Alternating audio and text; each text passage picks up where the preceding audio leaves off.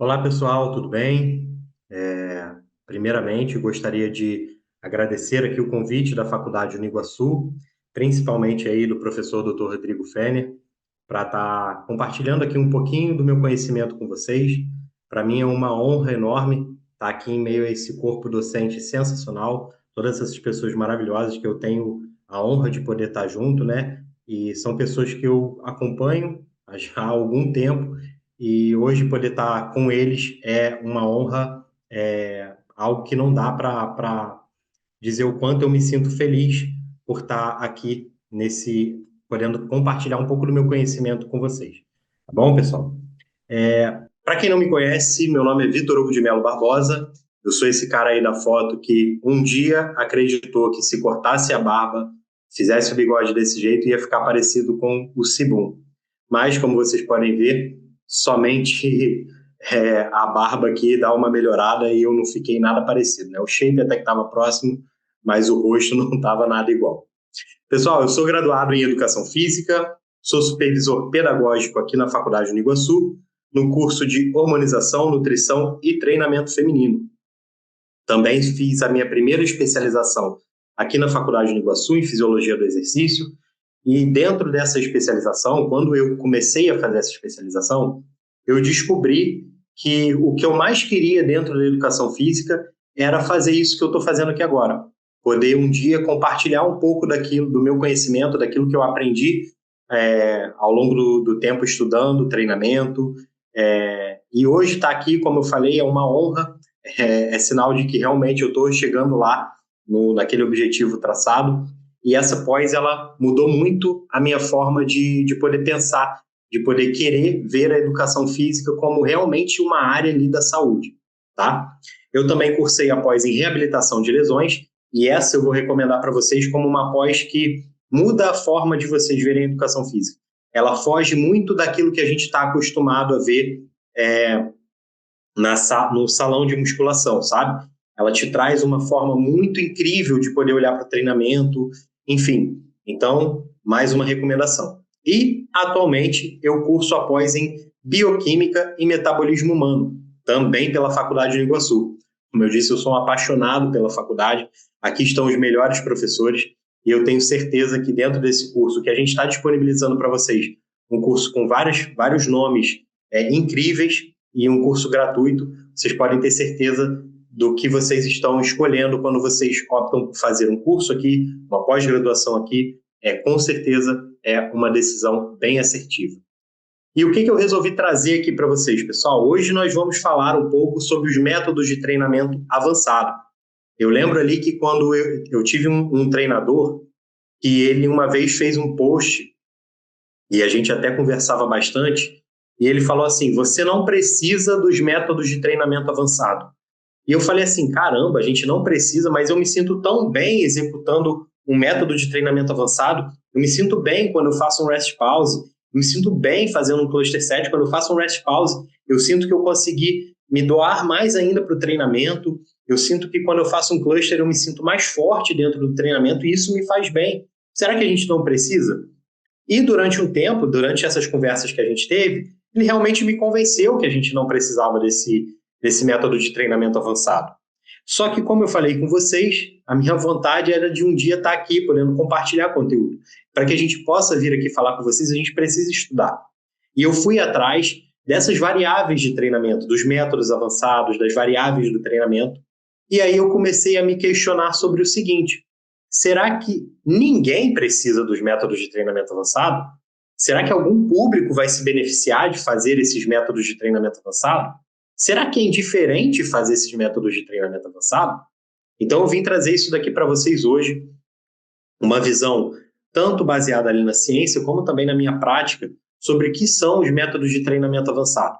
Quais as variáveis, as principais variáveis que os métodos de treinamento avançado demonstram algum tipo de influência ali. Então, principalmente volume e intensidade. Eu vou trazer aqui sobre o que é volume, sobre o que é intensidade, tá bom? Para que vocês possam, às vezes, fica uma confusão ali. Então, eu vou trazer como que eles atingem volume e intensidade, tá bom, pessoal? Para quem são os métodos de treinamento avançado? Será que algum grupo de pessoas vai ter maior benefício? Opa! Será que vai ter prejuízo? Será que vai ser indiferente? Então, eu trouxe aqui, sobre esses métodos de treinamento avançado, os melhores grupos, os grupos que irão se beneficiar mais, trazendo um treinamento mais direcionado para o seu público. E eu trouxe aqui essas 3 técnicas, como a gente tem um tempo aqui reduzido, eu escolhi 3 técnicas que estão bem altas, o Rest Pause, o Cluster Set e o Drop Set, para que a gente possa debater um pouquinho aqui e que eu, pelo menos, possa gerar a curiosidade em vocês de poder estudar um pouco mais sobre essas técnicas. Então, o que são os métodos de treinamento avançado? Os métodos de treinamento avançado são adicionados ao treinamento de força para aumentar algumas variáveis do treinamento, principalmente volume e intensidade. Quando a gente olha para o treinamento voltado para a hipertrofia, o que a gente pensa que a gente precisa aumentar para poder gerar mais hipertrofia? Será que se eu ficar treinando 3 séries durante toda a minha vida, eu vou chegar a ter muita hipertrofia? Eu vou hipertrofiar como eu poderia se eu aumentasse de 3 para 4, de 4 para 5, de 5 para 10, de 10 para 20? Então, será que eu posso utilizar desses métodos para poder aumentar essas variáveis que estão diretamente ligadas à hipertrofia? Então, vamos falar um pouquinho aqui sobre volume e intensidade. Pessoal, quando vocês ouvem na literatura ali falar sobre volume, provavelmente vocês já viram ali falar sobre o volume load. Esse load aqui, pessoal, ele se refere à carga. Então, muitas vezes, dentro da literatura, essa carga, ela se confunde com o peso, tá? E o peso, ele está mais associado à intensidade. Vocês podem ver que eu coloquei a intensidade refere-se à carga ou à quantidade, ou à resistência relativa com a qual o músculo é trabalhado. A carga aqui da intensidade é o peso. Então, lembrem-se disso. Carga de volume, aqui dentro de volume load, e peso relacionado à intensidade, tá? Então, eu trouxe aqui um exemplo para vocês de como calcular esse volume. O que é esse volume, esse tal de volume load? Dentro desse exemplo, eu trouxe aqui.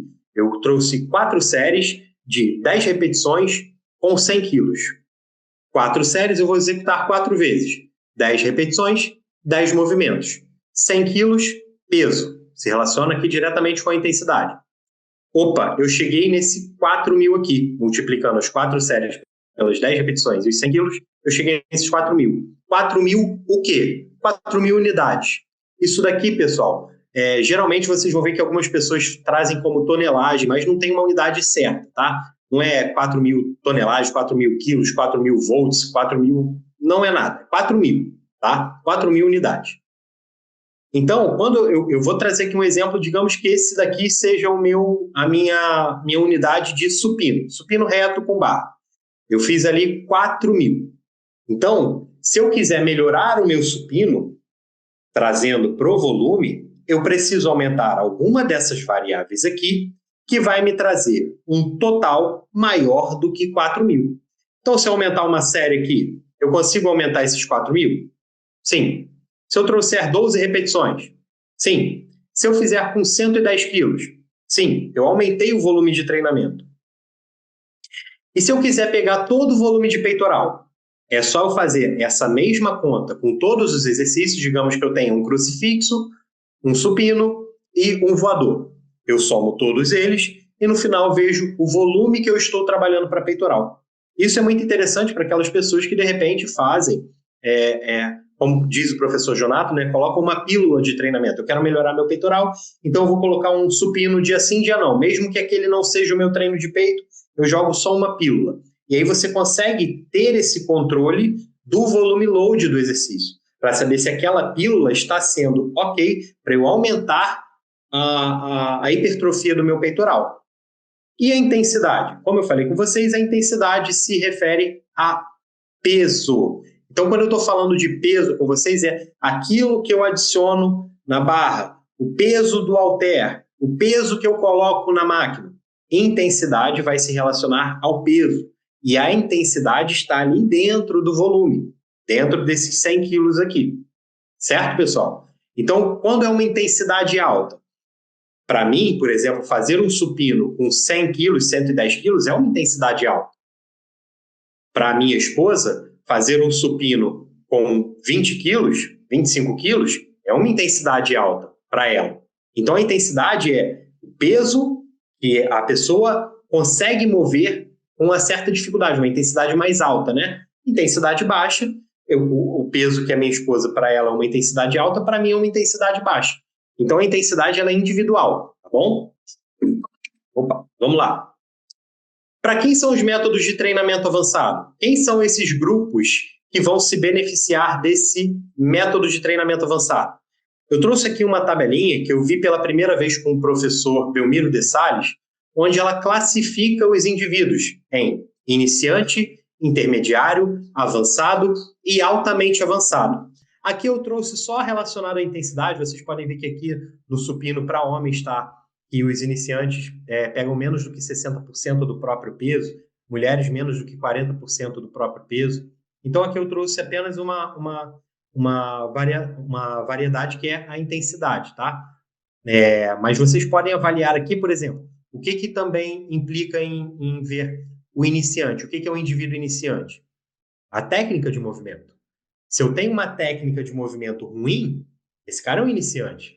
Eu posso fazer um supino ali, às vezes, com o meu peso. Eu hoje peso 100 quilos. Então, se eu faço um supino com 100 quilos, beleza. Pô, caraca, 100%, já sou intermediário. Mas aí eu vejo que a minha técnica, eu não desço a barra no peito. Eu faço um movimento parcial. Quando a minha técnica tá boa, para eu me considerar intermediário, aí eu botei 150 no supino. Mas eu não mexo, eu não desço meu braço 5 centímetros. Será que eu sou realmente um altamente avançado? Então, isso a gente utiliza esses parâmetros para que a gente possa ter uma boa classificação dos indivíduos. E eu vou classificar eles não somente por isso, tá? Técnica, pelo peso, mas pelo tempo também de treino. Vocês ouvem muito falar sobre o iniciante até 3 meses, o intermediário até 6 meses. Passou de um ano, ele é avançado.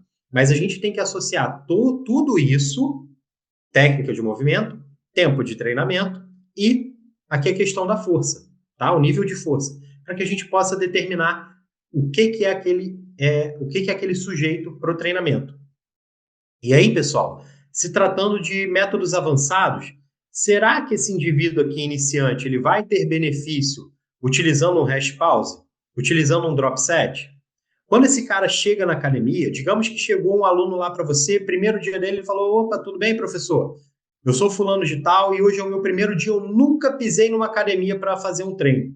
Mas eu tenho um sonho, cara, eu vi um filme com Arnold Schwarzenegger e, cara, eu quero aquele shape, eu quero ficar com o físico do Arnold. Então me passa o treino dele. Você sabe que o cara nunca tinha pisado na academia. Você vai passar o treino do Arnold? Obviamente que não. Isso a gente precisa conversar. Olha, primeiro de tudo, muito provavelmente você nunca vai atingir aquele shape, mas a gente pode buscar uma evolução no seu físico. Só que a gente precisa ter um começo. Como que você vai iniciar com esse indivíduo? Já colocando um método de treinamento avançado? Esse indivíduo precisa?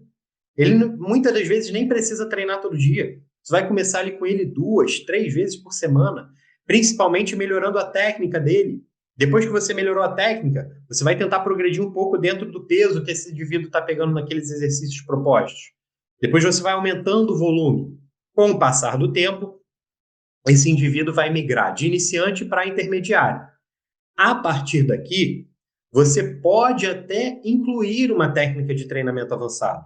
Não acredito que seja o momento ideal. Porém, digamos que esse indivíduo chega para você e fala assim: poxa, olha só, eu já estou treinando aqui há um tempo, cara, eu estou sentindo que o treino está muito monótono, está muito difícil, eu estou ficando sem vontade de treinar. Tem como você me passar algo que possa fazer com que exija mais de mim? E aí você vai conversar com ele, de repente dá para incluir ali um método dentro de um exercício, dentro de uma série.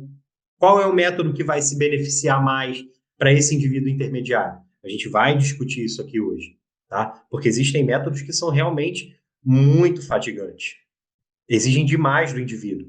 E às vezes, ao invés de aproximar esse indivíduo da sala de musculação, você pode acabar afastando ele. Vamos pegar ali o iniciante de novo. Se eu chego nele e falo assim: esse aqui é o shape do Arnold? Então deita aí nesse supino, que a gente vai começar aqui com um rest pause, beleza?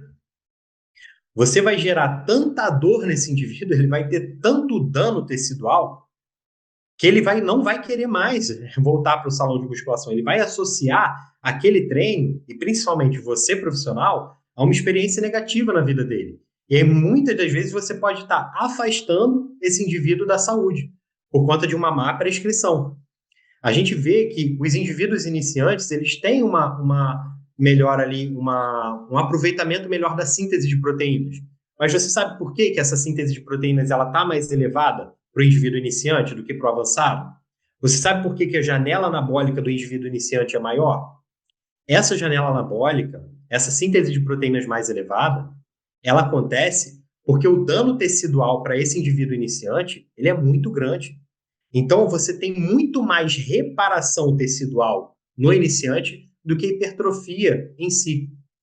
Ele começa a ter uma melhora ali no aspecto de hipertrofia depois de algumas semanas de treinamento, onde você vê uma queda nesse dano tecidual e aí você vê que aquele treino ele já está respondendo melhor a gerar novas fibras, a aumentar o comprimento das fibras musculares, tá bom? Então, não é o iniciante que a gente quer prescrever um método de treinamento avançado. Mas aí eu já olho para o nome. Opa, método de treinamento avançado, indivíduo avançado. Você vê que há um casamento ali. A gente consegue ter um benefício daquilo ali, né? Então, quando a gente prescreve um método de treinamento, a gente precisa muito ter essa consciência, tá? Não é simplesmente jogar o método ali para aquele indivíduo. Tá bom, pessoal? Então, vamos começar aqui falando sobre o Rest Pause. Essa técnica Rest Pause, vocês muitas vezes vão ver como Rest Pause, Rest and Pause, com hífen, sem hífen. E o que significa esse Rest Pause? Rest está relacionado ao descanso. Traduzindo, descanso. Pause, pausa. Descobriu o Brasil. Então, é um descanso dentro da pausa. Quando você para, você vai apenas fazer um descanso. Tá bom? Essa técnica, ela é uma técnica onde não há decréscimo de intensidade, ou seja, eu não mexo no peso do exercício onde eu coloco um rest pause. Opa, olha que interessante, se eu não há decréscimo de intensidade, eu não mexo no peso. E você tem maior número de repetições. Opa, eu não mexi no peso e eu acrescentei repetições. Logo, eu tenho um volume load, um volume de treinamento, uma carga de treinamento elevada, com uma técnica. Esses pequenos intervalos, entre 10 e 20 segundos, você pode fazer só 2 segundos, você pode fazer 30 segundos, você pode fazer 5 segundos, fica a seu critério. Ajudam a aumentar o volume da sessão de treinamento, sem interferir na intensidade, como eu falei ali anteriormente, e otimizando o tempo total de treino. Imagina que eu queira fazer ali 20 repetições. E aí eu vou fazer, no treinamento tradicional, eu vou fazer 2 séries de 10 repetições. O que eu posso fazer? Eu posso colocar ali o peso que eu faria 10 repetições, né? Fazer, e depois fazer rest pause até atingir as 20 repetições. Olha que interessante, eu otimizei meu tempo. Para aquele indivíduo que, de repente, tem um tempo mais escasso ali para poder fazer o treinamento, essa técnica é muito válida. Então, a gente está vendo aqui na tela o atleta ali executando o rest pause. Ele vai fazer ali as repetições no leg press. E aí vocês vão ver que ele vai descansar, fazer um descanso ali, para que ele possa depois aumentar o número de repetições daquela série de treinamento. Ó, provavelmente ele estava bem perto da falha, e aí ele resolveu descansar alguns segundos para poder ganhar mais volume dentro daquela sessão. Olha que legal, pessoal. Vocês já viram ali pela cara dele que ele já ia parar, ele não ia aguentar mais. E aqui ele está fazendo esse rest pause para poder ganhar mais algumas repetições. Essa técnica é incrível demais. Então, como executar o rest pause? A técnica rest pause consiste em aumentar o volume da sessão sem sacrificar a intensidade, otimizando o tempo. Ela foi difundida ali nos anos 70 pelo Mike Mentzer e Arthur Jones. Então, como eu já falei ali para vocês conseguem não mexer na intensidade, aumentar o volume do treino e ainda ganhar tempo de sessão com isso. Incrível, né? Então, como que a gente executa ela ali? Primeiro, a gente estabelece o número de repetições. geralmente uma intensidade moderada a alta, 6 a 10 repetições ali. Depois de estabelecer esse peso, que geralmente não chegaria a fazer as repetições propostas, ou seja, digamos que eu estabeleci 10 repetições. Como que eu vou fazer isso? Eu vou chegar na 10ª repetição e vou aguentar fazer mais 10? E aí eu vou pausar? É óbvio que não. Você tem que chegar na 10ª repetição ou muito próximo da falha, ou já falhando, tá? E aí sim você vai descansar. Ao chegar na falha, você descansa alguns segundos, entre 2 e 30 segundos, com a finalidade de recuperar um pouco do estoque energético e também o sistema neural. Então você vai chegar ali naquela falha, naquele desgaste físico, onde você já não aguenta mais e vou descansar aqui. 1, 2, 3, 4, 5, 6, 7. Beleza, já dá para ir mais algumas repetições. E aí você vai, entendeu? Para você ganhar mais volume na sessão de treinamento. Com essa recuperação, você consegue adicionar algumas repetições extras, podendo até passar o número estabelecido no início da série. Obviamente, se eu estabelecer ali 10 repetições e consigo fazer 13, 14, 16, é bem legal, eu aumentei o meu volume da sessão. Então dá para ver quanto essa série, esse método de treinamento ele é incrível, tá?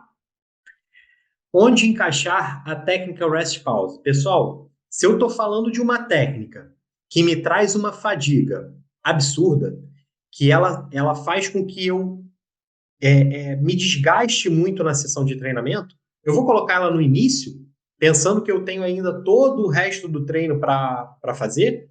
Então vamos dizer que eu vou fazer um treino de perna. Eu vou começar no agachamento. Eu sei que eu tenho leg press, hack machine e cadeira extensora. Eu vou fazer um rest pause no agachamento? Como que eu vou chegar lá na cadeira extensora? Provavelmente essa cadeira extensora eu vou estar com decréscimo de intensidade, decréscimo de série e decréscimo de repetições. Então eu não otimizei, eu utilizei uma técnica à toa, em vão. Então qual é o melhor momento para encaixar a técnica rest pause? Final do treinamento, último exercício, ali, últimas séries dos últimos exercícios. É uma técnica que você consegue aproveitar mais dela, porque aí imagina, fiz o agachamento já, tradicional, fiz ali as séries, as repetições propostas, me desgastei, fui para o leg press, já me desgastei mais um pouco, cheguei no hack, já estou ali, dando a alma, a vida, cara, cheguei na cadeira extensora, eu não vou aguentar mais. Como que eu vou fazer? Eu vou ter prejuízo aqui, eu vou ter que compensar de alguma forma. De que forma eu vou compensar? Com rest pause. Eu vou fazer um número de repetições proposto e vou me exigir mais para aumentar o volume de treinamento e conseguir, assim, chegar, de repente, num nível melhor de hipertrofia, tá bom? Como eu coloquei aqui, não existe uma obrigatoriedade. A ideia aqui é pensar no que a técnica pode agregar ao treino e não em como cansar o aluno. Pessoal, se a gente ainda pensa como profissionais que estão querendo cansar o aluno e não treinar o aluno, nós estamos seguindo pelo caminho errado. A gente precisa pensar em treinar o aluno. Eu gosto de citar o meu exemplo. Se alguém me levar para a esteira nesse momento e pedir para eu correr a 14 por hora, 15 por hora, durante 10 minutos, eu não aguento 5. E essa pessoa me cansou. Isso torna ela o melhor treinador do mundo? Com certeza não. Entendeu? Então a gente precisa entender a fisiologia por trás do treinamento para que a gente possa estar prescrevendo com maior assertividade e assim conseguindo atingir os objetivos do nosso aluno, tá? Eu trouxe aqui, pessoal, esse artigo é muito interessante, trouxe eles aqui para vocês, porque eles investigaram os efeitos agudos da técnica rest pause. Então o que eles fizeram? Eles separaram ali os grupos, né? Um grupo fez 5 séries de 4 repetições, com intervalo de 3 minutos entre as séries. Teve um grupo que fez Cluster 7, que também fez 5 séries, 4 repetições, só que ao invés de 3 minutos, eles utilizaram 20 segundos de intervalo. E o método Rest Pause, onde os participantes realizaram o máximo de repetição até atingirem as 20, com intervalo de 20 segundos após cada falha concêntrica. Então a gente sabe que o grupo Rest Pause, eles estabeleceram o teto de 20, mas como eles fizeram isso? Colocaram peso. E aí, digamos que eles fizeram 10 ali, falha concêntrica. Descansa 20 segundos, fizeram mais 6, falha concêntrica. Descansa 20 segundos, fizeram mais 3, falha, descansa, mais uma repetição, estabelecemos as 20. Fechou? Quais foram os resultados que eles investigaram nesse estudo? Eles puderam perceber que o tempo que eles executaram foi mais eficiente no grupo Rest Pause, com 103 segundos para executar, seguido pelos Cluster 7, onde levaram 140 segundos. E no método tradicional, 780 segundos. Então lembra aquela conversa que eu tive com o meu antigo treinador? Será que os métodos não valem de nada mesmo? Ou será que aquela pessoa que tem pouco tempo para treinar, ela pode se beneficiar de um método de treinamento avançado? Olha que interessante. Imagina aquele aluno, eu não vou para academia porque o pessoal fala que tem que treinar 1 hora e meia, e eu só tenho meia hora, 40 minutos para treinar por dia. Imagina você, profissional, chegar para ele e falar assim, não, eu consigo te treinar em 40 minutos. Eu sei como te treinar em 40 minutos, inclusive ter os mesmos resultados que se você treinasse em 1 hora e meia. Bacana, né? Por isso que a gente precisa entender a fisiologia por trás desse método. Então vamos lá. Cluster sets. Mais uma vez, traduzindo aqui, séries, cluster é como se fosse blocos ali. Então são séries em bloco. Eu trouxe essa imagem aqui para vocês, pessoal, porque nesse primeiro retângulo aqui escuro, você pode ver que aqui a primeira série foram 6 repetições, descansou 2 minutos. Mais 6 repetições, 2 minutos, mais 6 repetições para completar o bloco aqui do exercício. E nos cluster sets, o que eu fiz? Eu dividi essa série de 6 repetições em 2 blocos de 3 repetições. Caramba, para que eu faço essa divisão? Qual é o intuito de fazer essa divisão para os cluster sets? Os cluster sets nada mais são do que uma forma organizada de um rest pause. Por que organizado de um rest pause? Porque eu também proponho um descanso menor ali entre as repetições, porém de uma forma organizada. Ao invés de fazer até a falha, descansa, falha de novo, que não vai ser o mesmo número, eu organizo em blocos. Então, se eu tenho 10 repetições, eu posso fazer 2 blocos de 5 repetições. Se eu tenho 12 repetições, eu posso fazer 3 blocos de 4 repetições, 4 blocos de 3 repetições. Então, é uma forma organizada de um rest pause. Aqui, ao invés de você ir reduzindo as repetições à medida que você fadiga, você divide toda a série em blocos curtos. Então, lembra que no rest pause eu fazia 10, depois 6, depois 3? Aqui você vai dividir tudo aquilo ali em blocos, tá? De forma muito mais organizada. Muitas pessoas utilizam o cluster 7 apenas para ganho de força máxima. E realmente essa técnica é excelente para essa fase da periodização. Porém, se bem encaixada, pode ajudar demais na hipertrofia. Como que essa técnica ela vai ajudar aqui na hipertrofia? Aqui vocês podem ver, esse cara aqui está fazendo um supino e ele está fazendo uma repetição ali por vez. O bloco dele é de uma repetição. Entende? Fez uma, já mudou até o cara que está ajudando aqui, o spotter. Mais uma, vai fazer a outra. Então, respostas agudas ao cluster sets. Dentro desse artigo, podemos observar que a não alteração da variável peso fez com que no dia o grupo tendesse a perder potência à medida que iam executando as repetições, até chegar ao limite de 10, proposto pelos pesquisadores. Então, o que acontece quando você vai fazendo ali as repetições? Digamos que você coloca um peso ali para executar 10 repetições. E você vai 1, 2, 3, 4, 5, 6, 7, você vai perdendo velocidade e perdendo força. Então você perde potência dentro dessa série. E o que eles fizeram? Pegaram o grupo que fez 10 repetições, normalmente, método tradicional, e um grupo fez cluster, dividindo em 2 blocos de 5 repetições. E olha o que eles avaliaram aqui. Dentro desse quadro aqui, isso aqui é um quadro que eles anotaram lá dentro do artigo, eles viram que o cluster ele diminuiu o tempo sob tensão. Ou seja, se ele diminuiu o tempo sob tensão é porque as repetições, após aquela curva de descanso, onde eles fizeram 5 e descansaram, eles conseguiram aumentar a velocidade de execução e a força para que chegassem às 10 repetições mais rapidamente. Legal, né? Para a força, extremamente importante.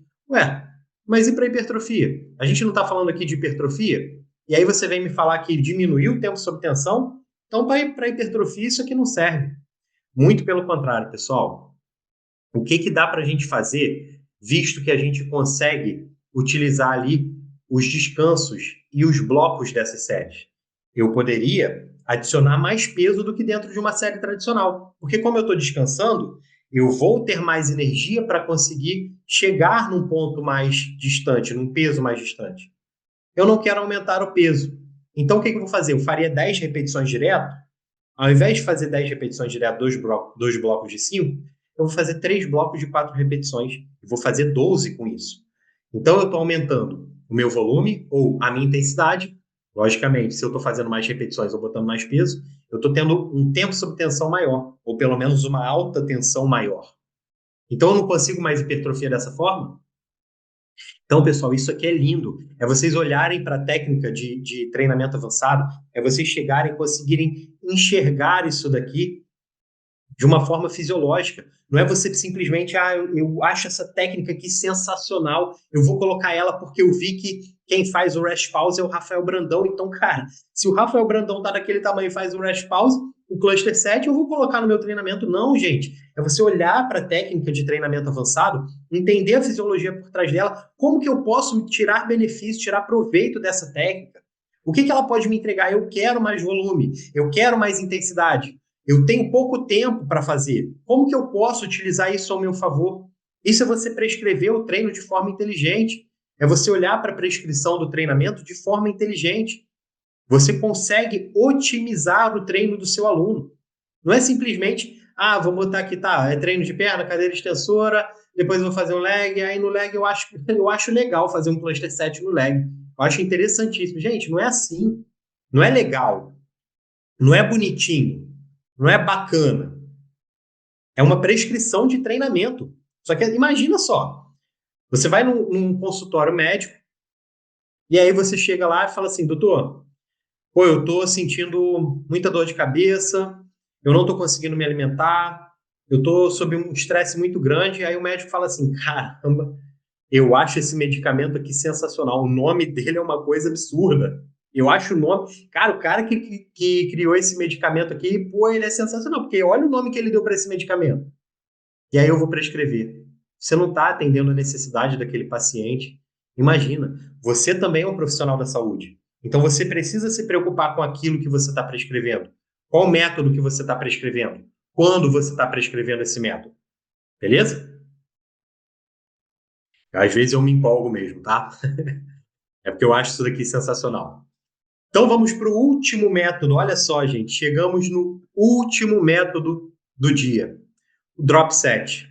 Talvez esse método aqui seja o mais conhecido e o mais odiado por todo mundo.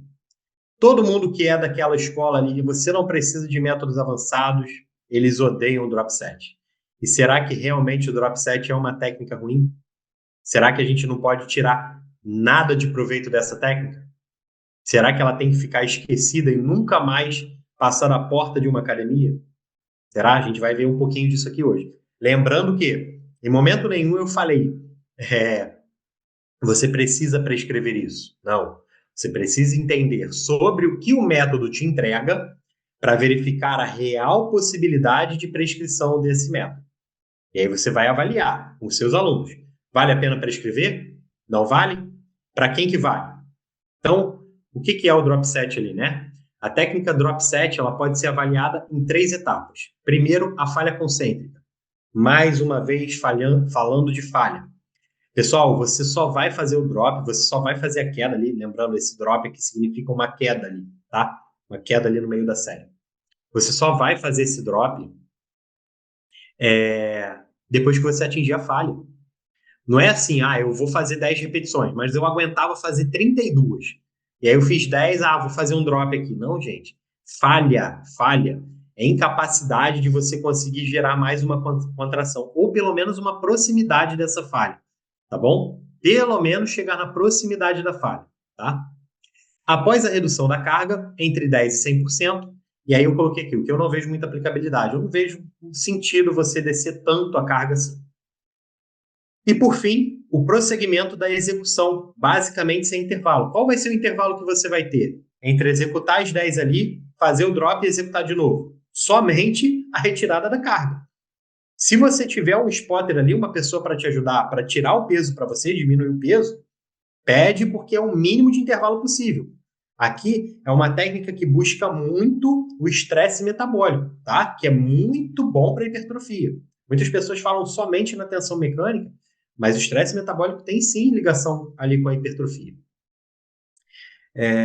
Muita gente acha que o drop set é apenas uma redução de carga e acabou, mas você só reduziu para ganhar mais movimentos. Porém, vamos analisar o porquê, como e quando executar essa técnica.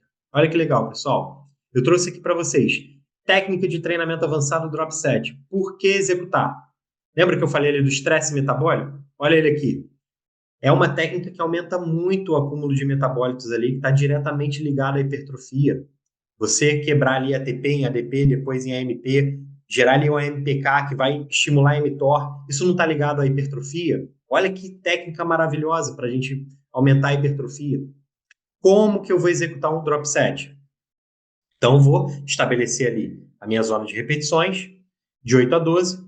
Então, eu não deveria conseguir fazer a 13ª. Se eu estabelecer 12, eu não vou fazer a 13ª porque eu não aguento, ou eu iria conseguir fazer muito pouco ali, repetições na reserva, 1, 2 repetições na reserva.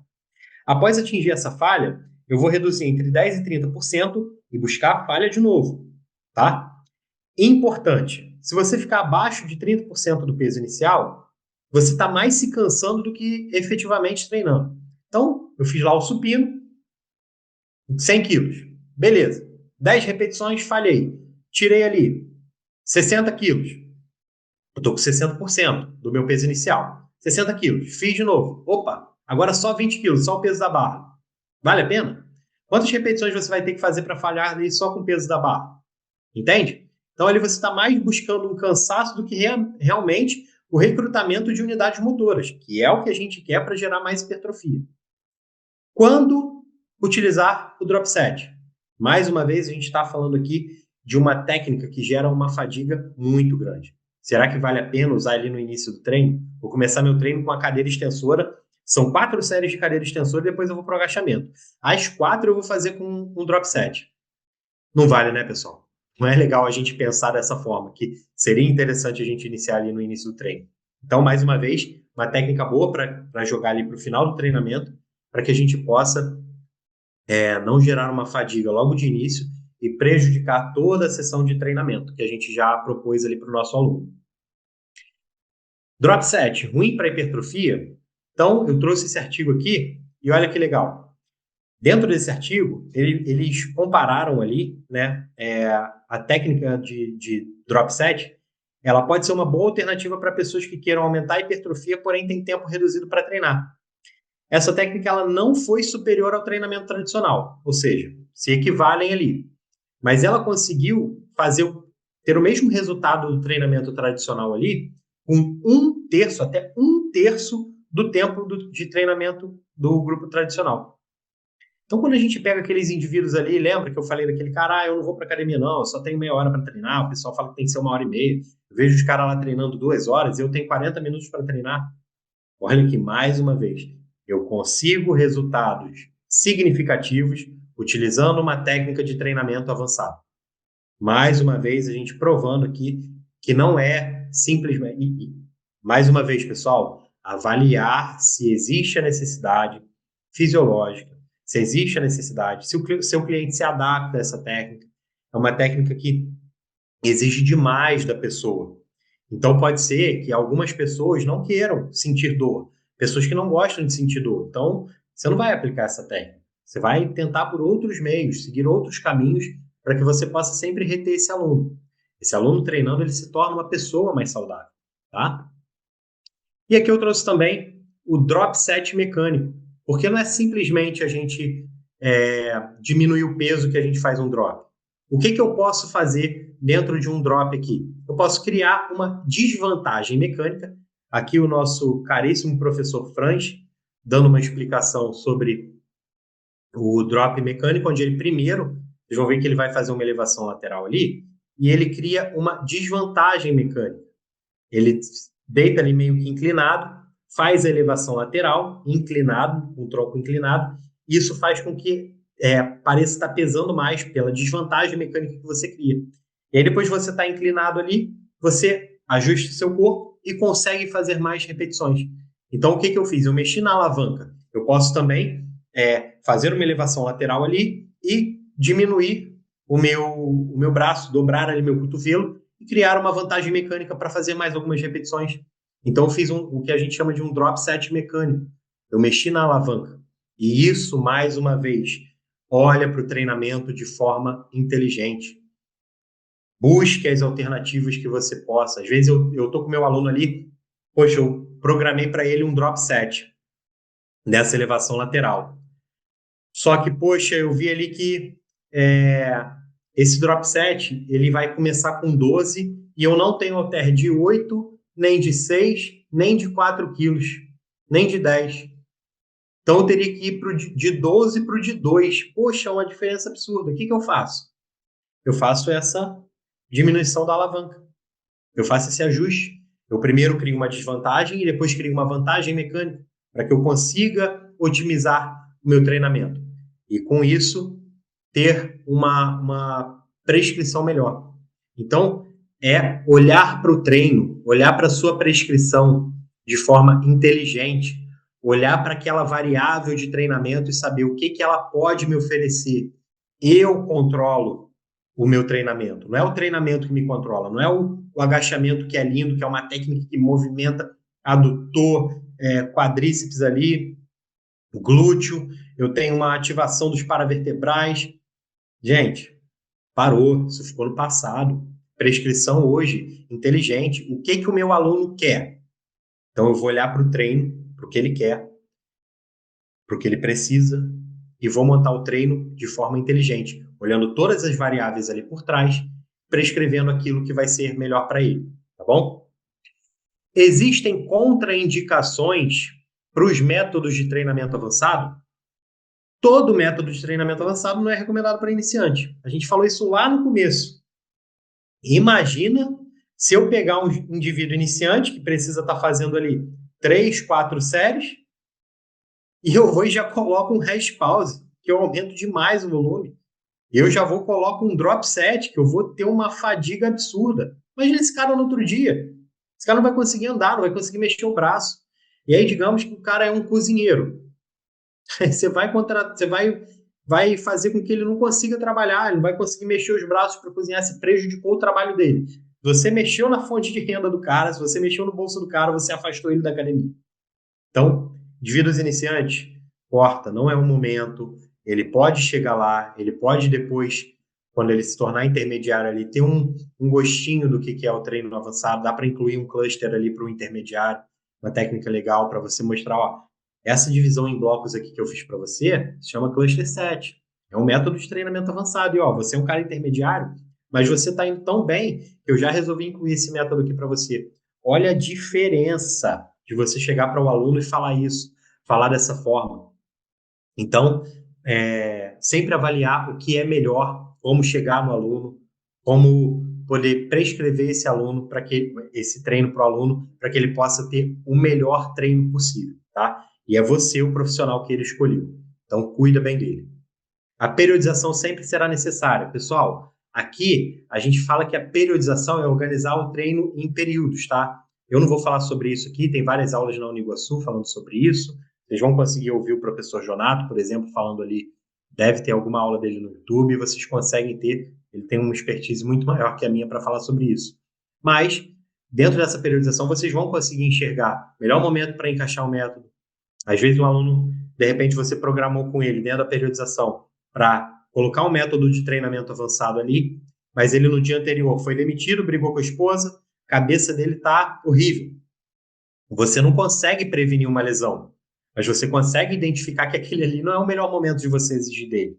De repente ele vai para a academia ali, cara, ó, eu não estava nem a fim de treinar, mas vamos fazer alguma coisa aí. Então, beleza, vai conversando, treinando ele, mas vai conversando. Ou aquele cara que, tipo assim, eu quero chegar aqui, quero destruir tudo porque eu fui demitido. Segura ele para que ele não possa ir além do ponto. Então, tudo isso a gente tem que avaliar na hora da prescrição. Fechou, pessoal? Então, mais uma vez, fica aqui o meu muito obrigado. Obrigado pela oportunidade. Obrigado, Fener. Obrigado, Faculdade do Iguaçu, por poder estar aqui falando para vocês em meio a esse corpo docente maravilhoso, esse curso que a Faculdade do Iguaçu está liberando para vocês de forma gratuita. Vamos buscar ser melhores profissionais, vamos buscar trazer o melhor para os nossos alunos. Como diz o professor Gustavo Zorzi, nós cuidamos do amor da vida de alguém e a gente não pode cuidar dessa pessoa de qualquer forma, tá bom? Mais uma vez, quem quiser, me siga aqui na rede social. Eu tive um problema na antiga, então eu estou começando uma nova. Não se assustem se vocês verem poucos seguidores lá. Para mim é uma honra estar aqui falando um pouquinho para vocês, compartilhando um pouco do meu conhecimento aqui com vocês. Espero que isso, pelo menos, faça com que vocês tenham uma nova visão e queiram buscar entender mais sobre os métodos avançados. Tá bom, pessoal? Fico muito feliz por estar aqui com vocês, por ter entregado essa aula aqui para vocês. Espero poder um dia estar falando novamente aqui com vocês e muito, muito obrigado para vocês que ficaram aqui até o final, tá bom? A gente se vê por aí. Um abraço, pessoal. Até mais.